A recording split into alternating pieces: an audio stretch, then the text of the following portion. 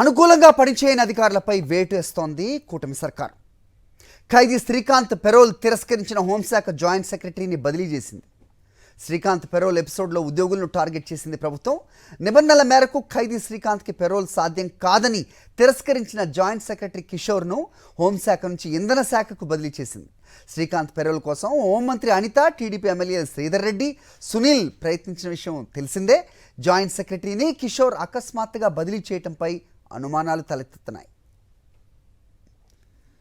ఈ అంశంపై అప్డేట్స్ మా కరెస్పాండెంట్ సతీష్ అడిగి తెలుసుకుందాం. సతీష్, చెప్పండి. సో అనుకూలంగా పనిచేయకపోతే బదిలీలు తప్పవు, ఇంతేనా ప్రస్తుతం కూటమి సర్కారు జరుగుతున్న తంతు?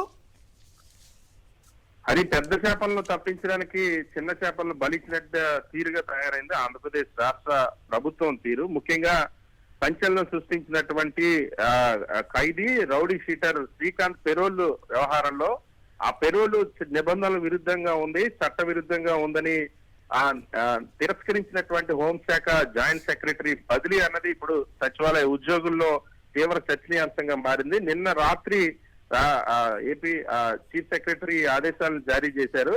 శ్రీకాంత్ పెరోల్ ఎపిసోడ్ లో హోంమంత్రి అనిత రాసినటువంటి ఎండార్స్మెంట్ ఫైల్ పైన ఏవైతే టీడీపీ ఎమ్మెల్యేలు కోటరెడ్డి శ్రీధర్ రెడ్డి, పాసు సునీల్ కుమార్ ఇచ్చినటువంటి లేఖల ఆధారంగా మూవ్ అయినటువంటి ఫైల్లో నెల్లూరు జైలు సూపరింటెండెంట్ ఇచ్చినటువంటి రిమార్క్స్ ఆధారంగా ఇది చట్ట విరుద్ధం, ఇతనికి అర్హత లేదు అని తిరస్కరించినటువంటి జాయింట్ సెక్రటరీ కిషోర్ కుమార్ ను బదిలీ చేశారు. హోంశాఖ నుండి ఇంధన శాఖ జాయింట్ సెక్రటరీగా బదిలీ చేశారు. వాస్తవానికి ఈ ఎపిసోడ్ లో కంప్లీట్ గా ఒకసారి జాయింట్ సెక్రటరీ తిరస్కరించినటువంటి ఈ ఫైల్ ఏదైతే ఉందో దాన్ని మళ్ళీ ఒత్తిడి చేసి మరి శ్రీకాంత్ కు నిబంధనలకు విరుద్ధంగా పెరోల్ ఇమ్మని రాష్ట్ర ప్రభుత్వం జీవో జారీ చేసింది. కానీ ఇక్కడ చట్ట ప్రకారం ఇది సాధ్యం కాదు, నిబంధనలకు విరుద్ధంగా ఉందని తిరస్కరించినటువంటి కిషోర్ పైన బదిలీ వేటు వేయడం అన్నది ఇప్పుడు చర్చనీయాంశంగా మారింది. ముఖ్యంగా తెలుగుదేశం పార్టీ నాయకుల బండారం, హోంమంత్రి, అదేవిధంగా తెలుగుదేశం పార్టీ ఎమ్మెల్యేల పాత్ర శ్రీకాంత్ పెరోల్ విషయంలో ఈ